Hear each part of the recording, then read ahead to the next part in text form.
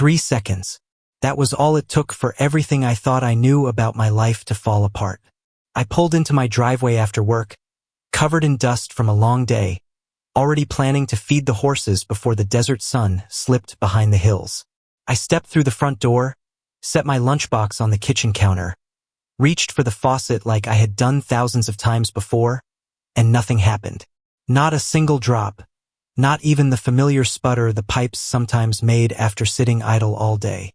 Just complete silence. At first, I assumed the power might have gone out while I was away. But something deep inside told me this wasn't that simple. I headed outside toward my well, and before I even got close, my heart dropped. Someone had poured fresh concrete straight into my only water well, and it hadn't even finished curing.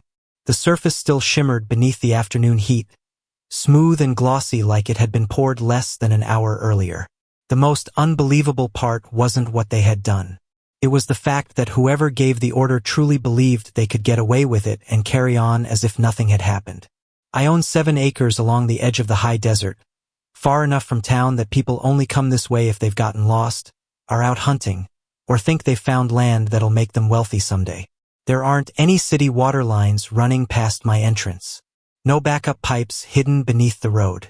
No emergency valve waiting to be turned if disaster strikes.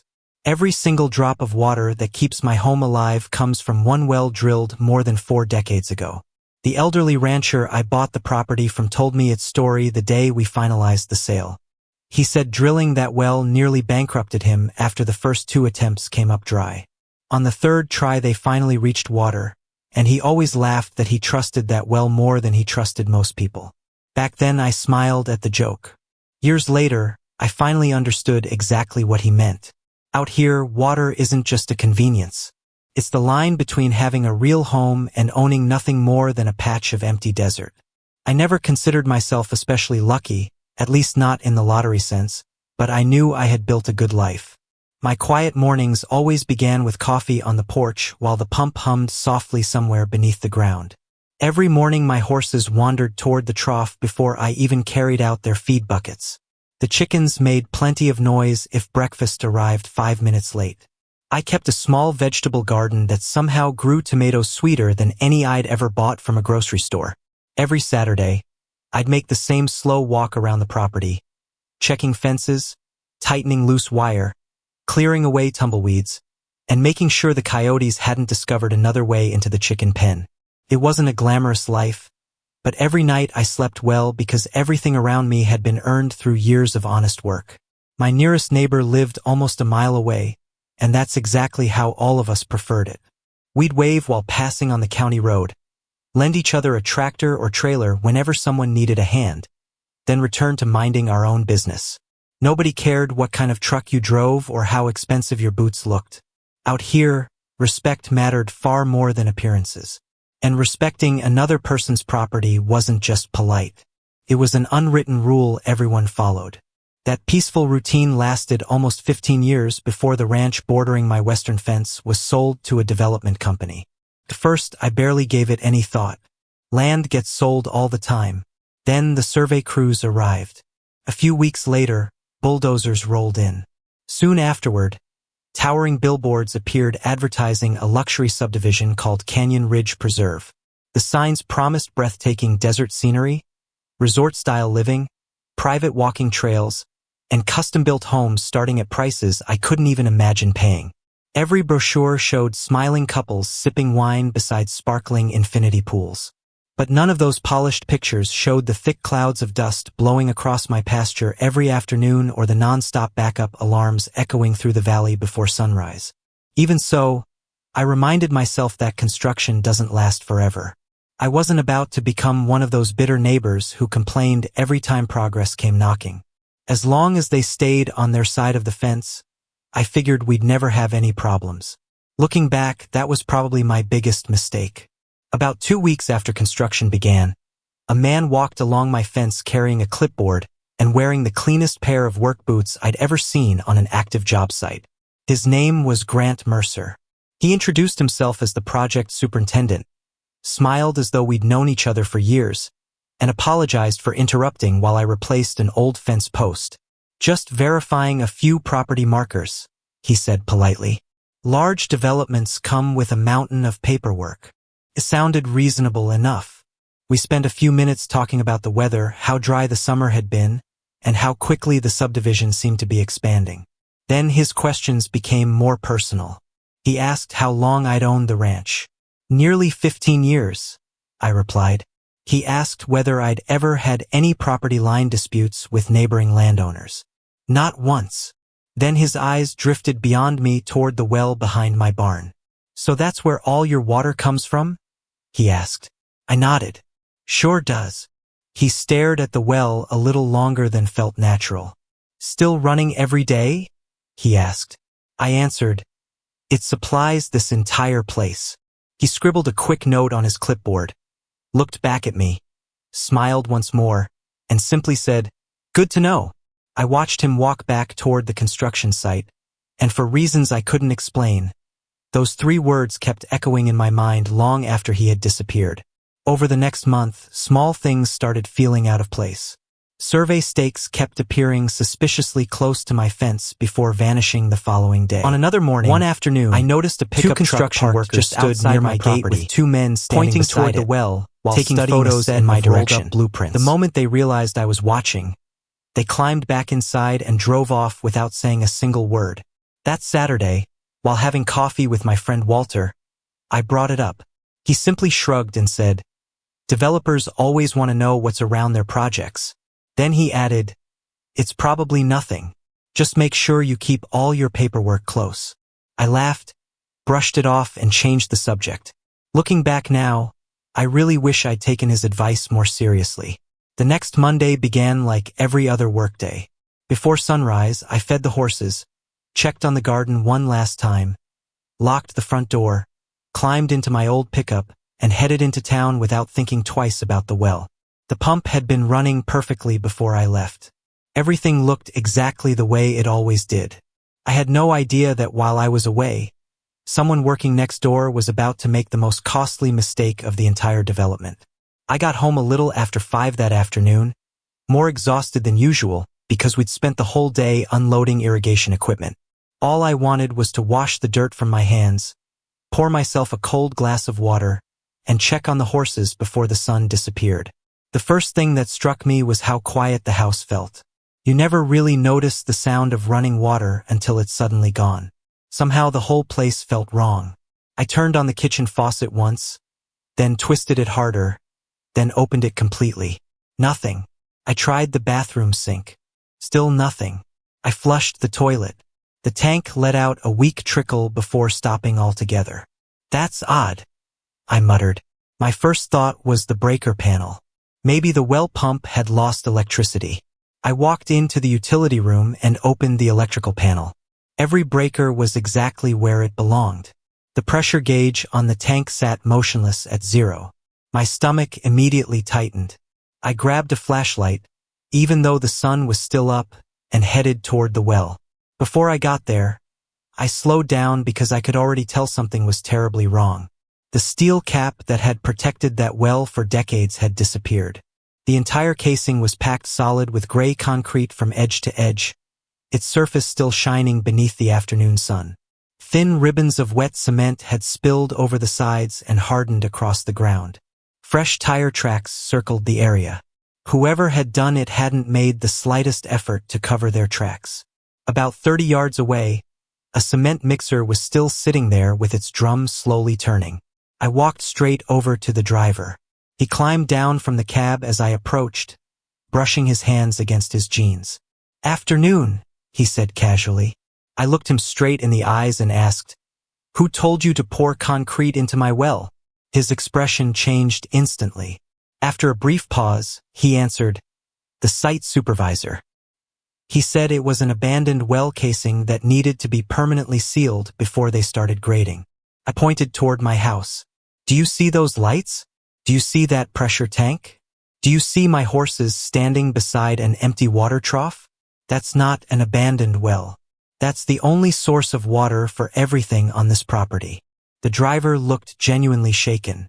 He glanced toward the construction site, then back at me. "Sir, I'm really sorry. I only pour where the work order tells me to. I believed him. He wasn't trying to make excuses. He honestly thought he'd completed another routine assignment. I thanked him for telling me the truth, pulled out my phone, and started documenting everything. I recorded the fresh concrete from every angle. I filmed the truck number, the company logo, the license plate, the wet cement spilling down the casing, the electrical conduit that had been moved aside, the damaged wiring, and even the footprints leading away from the well. Then I called the number Grant Mercer had given me a few weeks earlier. He answered on the second ring, sounding irritated, as if I'd interrupted something important. Grant speaking. I didn't waste a second. You need to explain why your crew just filled my only water well with concrete. There was a pause, not the kind that comes from surprise, but the kind that comes from someone trying to calculate their next move. Finally, he said, that well was shown inside the revised setback area. We were informed it wasn't active. I took a slow breath before answering. You were informed incorrectly. That well supplies this property every single day. Another brief silence followed. Then, in the most dismissive tone I'd heard in years, he said, well, I guess you'll just have to drill another one.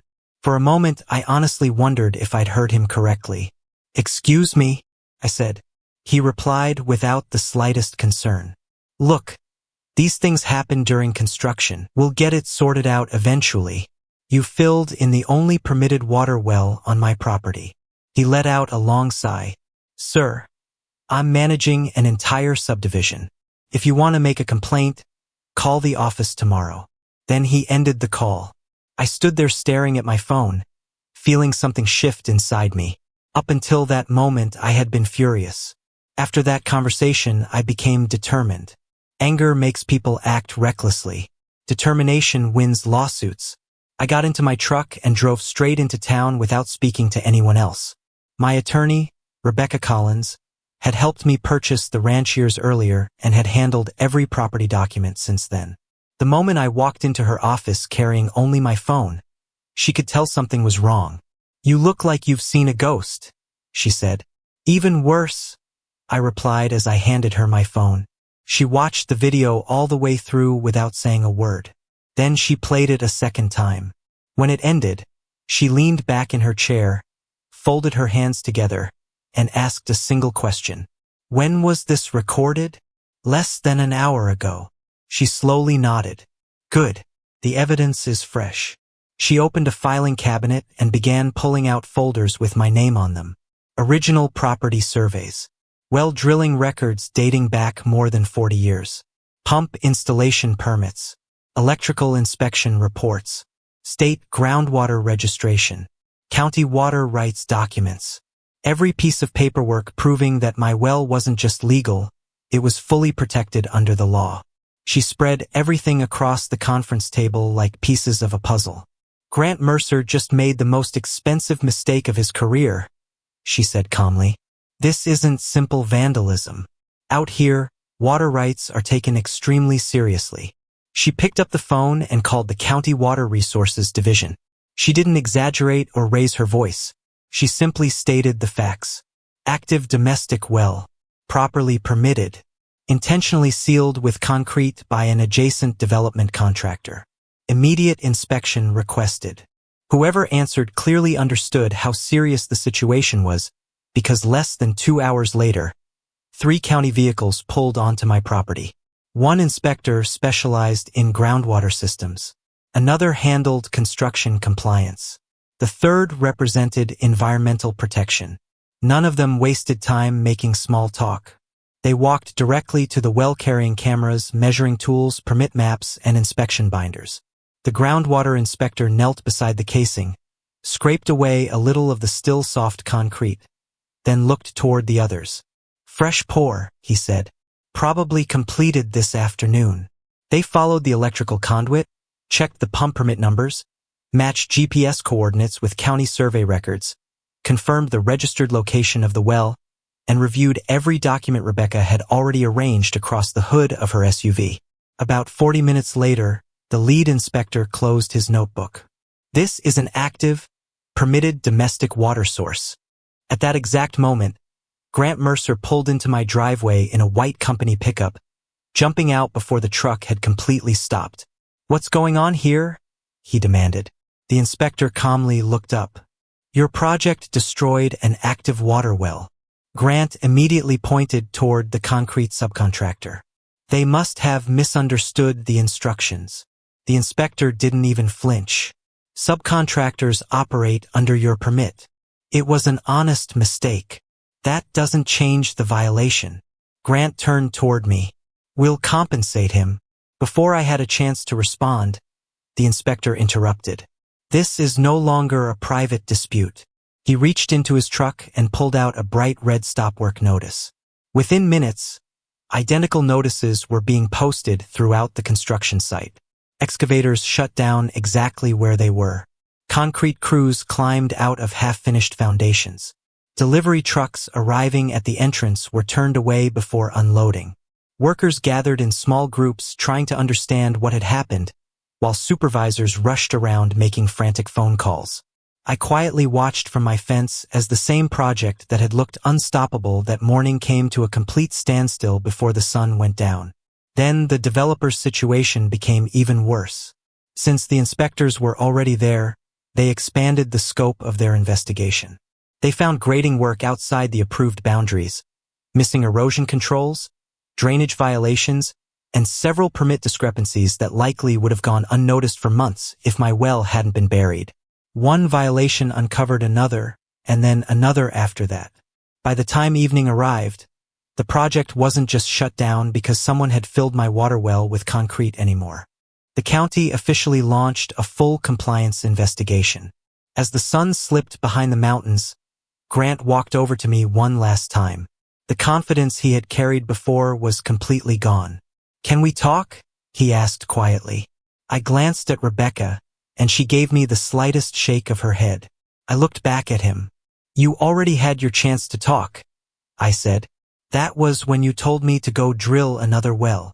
I climbed into my truck, started the engine, and drove away, leaving him standing in the dust while, behind him, an entire luxury subdivision sat completely silent, and the concrete inside my old well still hadn't finished hardening. The next few weeks moved much slower than that first afternoon, but in many ways they hurt the company far more. Every day their machinery sat parked behind those bright red county notices was another day subcontractors weren't getting paid. Homebuyers kept calling for updates. Investors started asking difficult questions, and project deadlines slipped farther and farther behind. Meanwhile, I spent my days hauling temporary water just to keep my animals alive. Every trip reminded me why none of this should have happened in the first place. I wasn't asking for anything extravagant. I wasn't demanding special treatment. I simply expected people to respect my property and leave it alone. The county wrapped up its investigation surprisingly quickly because, as one inspector told me, the facts aren't complicated when someone leaves fresh concrete inside the evidence. That line still makes me smile. Their final report confirmed that my well had been an active, legally permitted domestic water source protected under state law and that it had been intentionally sealed without authorization. Whether it happened because of carelessness, arrogance, or someone trying to save a little time no longer mattered. The responsibility belonged entirely to the developer. A few days later, Rebecca called me into her office with a stack of settlement papers nearly an inch thick. High Ridge Development agreed to pay for an entirely new well at no expense to me. They weren't just replacing what had been destroyed. They were required to build something even better. The county ordered the new well to be drilled deeper into a more dependable aquifer, equipped with a completely new pump system, upgraded electrical service, a larger pressure tank, improved filtration equipment, full water quality testing, and complete restoration of the original well site. On top of that, the company was hit with significant regulatory fines, engineering expenses, inspection costs, and a suspension of its grading permit for the rest of the construction season. One careless decision made on a hot afternoon ended up delaying dozens of planned homes. About a week later, I drove past the subdivision entrance out of curiosity. The huge sales banners were still standing, but there were far fewer trucks coming and going. The place that had once sounded like a busy city under construction had become strangely quiet. I never saw Grant Mercer again. No one officially told me what became of him, But one morning his company pickup was gone, and a different superintendent showed up wearing a hard hat instead of expensive sunglasses. Sometimes silence tells you everything you need to know. About a month later, the drilling crew arrived at my ranch before sunrise. Those men treated my property with a level of respect I'd almost forgotten still existed. Before moving a single piece of equipment, they walked the entire site with me, explained every step of the process, marked every utility line twice, and asked permission before crossing any section of my land. Funny how professionals who truly know their job never mind spending an extra 10 minutes making sure it's done the right way. They drilled nearly another 100 feet deeper than the original well before finally reaching an even stronger water source. I still remember the driller smiling beneath his dusty hat as the water burst to the surface. "Looks like you just got yourself an upgrade," he said. He wasn't exaggerating. The new system produced more water than the old one ever had. The pressure throughout the house was stronger, the water tested cleaner, and even the vegetable garden seemed to thrive that summer. Every now and then I'd find myself standing on the porch, listening for the gentle hum of the new pump kicking on. Instead of feeling angry, I felt grateful that one reckless decision hadn't managed to destroy the life I'd spent years building. Looking back now, people sometimes ask whether I feel like I won. Honestly, I don't think that's the right way to describe it. Winning would have meant coming home that afternoon and finding my well exactly as I'd left it. Winning would have meant never watching my horses stand beside empty water troughs or wondering how I was going to make it through the next few days. What happened instead was accountability, and that's something very different.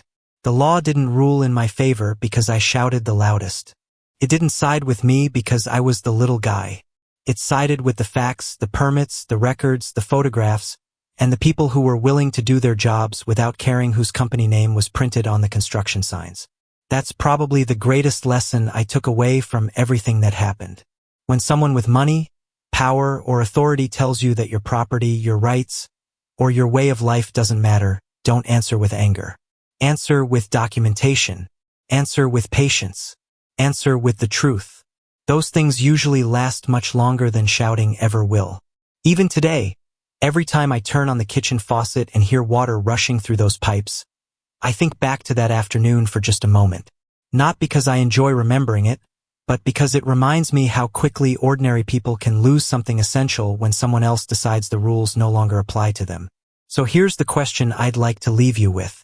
If a neighbor or a construction company destroyed the only water source your family depended on and then casually told you to just drill another one, what would you have done? Would you have stayed as calm as I did? Or do you think you would have handled it differently? Let me know in the comments.